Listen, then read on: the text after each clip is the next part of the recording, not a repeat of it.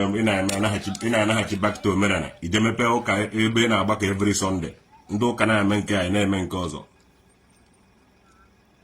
na-akpasukwara m iwe o ka nnukwu ndị day ị ga-ekwu na ndị ọcha mere gị nke a mee gị nke ọzọ ka ị hapụ ikwefute ibe a ndị ọcha mere gị ebido saịdị a pịawa gị azụ na school nwee ego because ha lere their ancient history gazie nyere ndị ọzọ aka na convert other region to missionaries.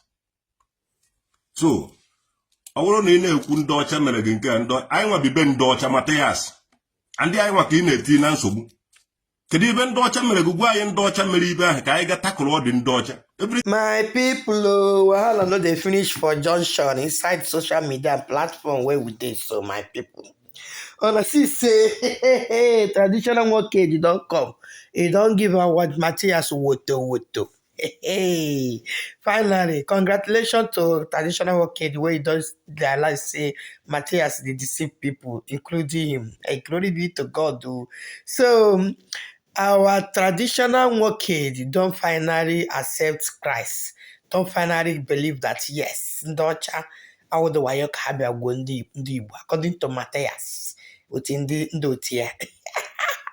My people, make all I stay, make all I watch. I know say this video and I go don't see and when they go viral. Say make I stay carry and comfort because the thing sweet me well. You know, when they talk about when I see this video, I was so happy.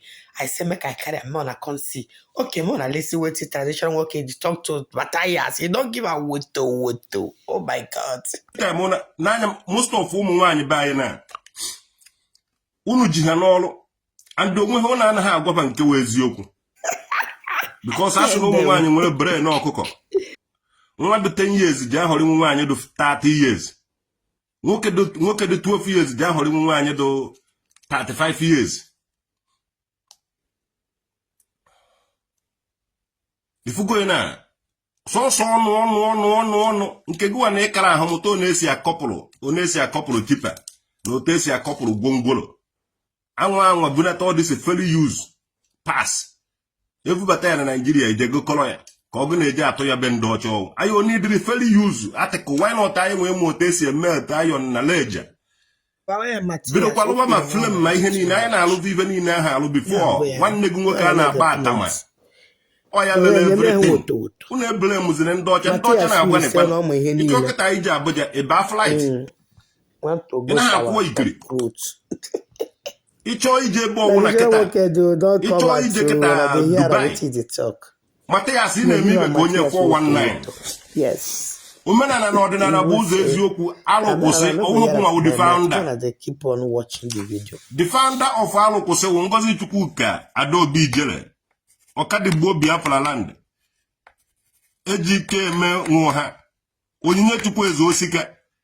The group of people gbara Bible ọkụ ọbụnwa wu ndị fọmụrụ omenala na ọdịnala Igbo bụ eze eziokwu alụkwụsị ka isi bịa hijack ya sị na ọgụnwa the founder ị gara register ya under Nigerian CAC anakwa achọ inweta freedom unu ga na-register under Nigeria tọnụ against ụmụnne unu MATHIAS ọwụ na izuzukwu na ndị ọcha mere na-eweta evidence ị na-eme ibe ka onye yahoo ị na-anaghachị back to ndị ichie ị na-elechasị ya na ndị ichie na-abaptize ya na-akpọ ya mgbakọ ọka estate akwụkwara gị na-eche dị na-ancient landmark ụmụrụ akụkọ na bụ ene na ijere ndị before mee yahoo vuru ya bata and that blood nọgụ n'ime oge ọwụ na iji akwụ ịga ibe na ntị na-akọ ndị ọcha mere nke a ndị ọcha mere nke a nna gị discover onugbu discover ụtazị discover ihe a. This guy not for you. Jesus Christ. You need to cook on Sunday. Need to find a comedy. You not go to cut ego. Wele name nonsense. You government can hear all the ancient land here. Why not own a gonna do this all this here? Can do each buy maradatana. No na wambo. Yeah. How did you buy one on recognize if I need name BC? Even in a kundo chamele, nkine mendi chie baye na nshike na anyopa ni na governor bana he exist. Ozo Igbo na ego ndị mmadụ tụkọtara ndị na America tụọ ego ka i were zọpụta ndị nọ n'ụlọ were go na azọ. Ozo Igbo ndụ na ego go wụrụ na ego gị ka iji azọ Igbo ndụ mara na iwe ọzọ Igbo ndụ. Were otuto nye ndị na-adịnye gị ego ahụ ndị na-eweta ego ahụ iji ama ibe a ọha nwa na-azọ Igbo ndụ ọnwụghụgo na-akụgharị ntu na-akụgharị ibe o nwere many people, millions of people, thousands of people na-eremifi ego na akaụntụ ahụ ịbịa iwere akaụntụ ahụ pestie ya ndị kwụrụ dị ụgwọ ọha nwa ọzọ Igbo ndụ ọnwụghụgo nwa ndị niile na-ese ndịrị gị ego ọzọ Igbo ndụ ọbanwa na-emereten na wọk ego ị nakọrọ na Igbo love themselves ị na-eme n'afa Jizọs ịdaburugwa gbabatakwa na omenala na ọdịnala hijack ya alụ kwụsị nwanne ị na-eme ibe ka onye uhie ndị omeghe na-atụfuru gị ọnụ akparamagwa gị adịghị good ndị ọcha mere gị nke a mee gị nke ọzọ nna gị discover ọtazi discover ụzụza discover nke a onwekwara nke ị na-ediscover bọsị iji ekwukwe na ndị ọcha mere gị ibe mee gị arrest I arrest you ka ị kwuo detene ị na-asite violent to the life of people ụmụ nwaanyị be anyị omezighị onye na-ekwe akwa dị traditional NWOKEDI ugwu mana ọ na-ejeghị elu idi ha todo ihe a ibe ọmụbe nwa nkwụ nda anọ ada ududo nke oji ọchịa ya ibe eze nwa na ana-edo ọchịa ya postu maazị dibia ọchịa ya postu mmiri enwe ile ọkara akwụ ọchịa ya postu MATHIAS EZEAGU jere na ihe ọ na-achịa idi ya ụmụ akpakara dị ngwo ma ọ na-aje achịa idi ya post nna iwu onwe gị na ana ị ga-atọ na ana ahụ omeghe eji atụfuru gị ọnụ omenala anyị na-eme na omenala ndị ahụ awụghị ofu ibe ịchọọ iwere onwe gị gbuchara from udude nke kendọn nakwurube ọsịsọ nọnsensị enwe m ike ịnọ ebubatara anyị arụba anyị ahụ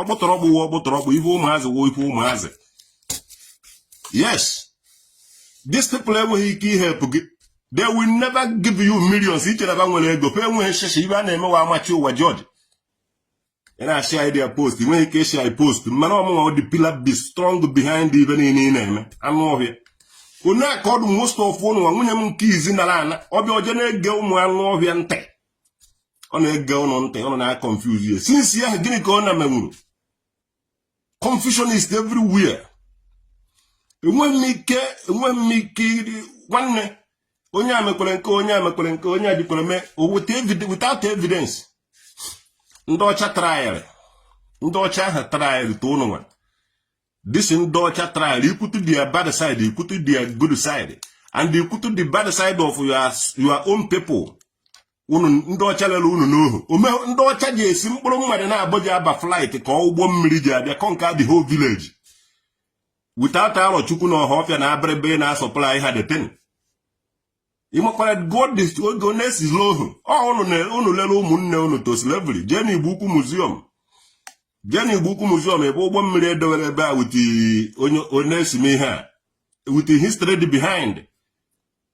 Some people mụtara nwa da akpa ntị ele nke ahụ ele some people mụtara nwa ụmụ buru ibu feje ha azụ ele ndị ọzọ unu nwa bido na-ele ụmụnne unu ma ndị unu na-egbu egbu ma ndị unu na-eme mmachụpụ ma ndị unu na-etubu n'ajọ ọfịa ma ndị unu na-eme ihe dị iche iche solution ka e nyere unu akaghị inwe African Americans na ọwụrụ na egburu ha egbu mana ndị ọcha bịara si n'ike n'afọ ya unu dobe edi ya today is another stories akaraghị inwe Haiti Suriname Trinidad and Tobago ha ndị gasị ya ha English Guiana French Guiana Antillean Cuba ha akaraghị inwe all these people today na ọwụrụ na a hapụrụ ya Chukwu na ọhafịa na-egbu ha egbu ọhafịa Udumeze a na-eme ikpirikpi ọgụ war dance a na-amapụ mmadụ isi na-egbu ndị mmadụ anyhow o were iwe were na mgbe echi ji eyive ji ọtụtụ ife mere baanyị ahụ before ndị ọcha anyị fọrọ bụ ibi ekwerebeghị na ndị ọcha awụ mmadụ kabawo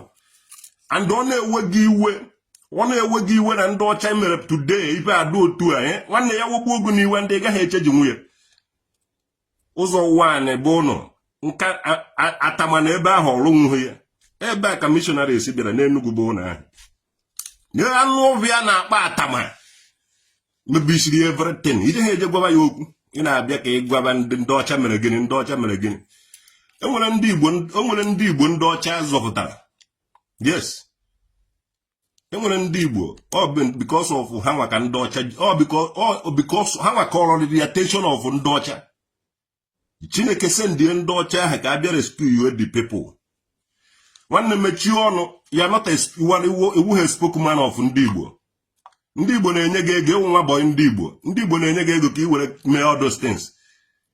Ife niile ahụ imekọtara ndị Igbo nyere gị the money, onwe ego ga-anọghọ dị ya. And ekwuzi na because ọ be ndị ọcha ahụ ka ha si eweta dị ego. Unu mmekọrọcha ibe unu achọwa onye unu na-eblem. Nke a kịta ị na-eme na omeghị onye iji eblem na. Emechaa ndị ọcha ka iji eblem. Jee na shop go na ngwa bịa niile nọ dị ya made in be ndị ọcha. Ije na ya adịgo most of ibe niile ị na-eyuzu na ya dị ndị ọcha lụrụ ya. Haters of himself ebe na-akpụ ndị ọcha n'ọnụ moto ị na-anya ndị ọcha mere ya. Megafon ị na-eyuzu ndị ọcha lụrụ onwekweghị nke ụnụ na-alụ.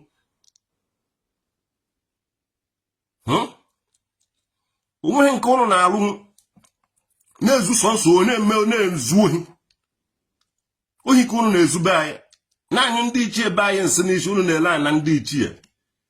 And I have served for many purposes in years back. And uche ndị nwe dị ya na ona dịka na kasavụ kwa ibe ahụ ọ na-asavụ before. Mana due to unu enweghị the knowledge and the understanding of ndị unu na-akpọ ancestors unu. Unu na-emere ibe masịrị unu.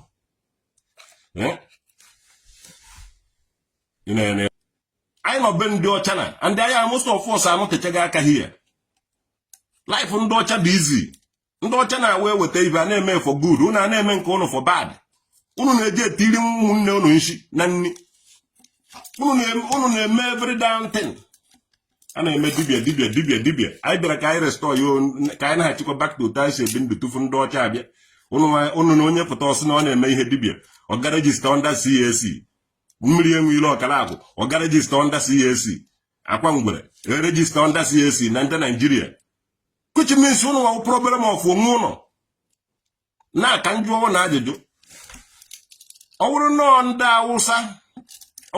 Awụsa nwere okwu mmụọ niile nọ n'ala Igbo.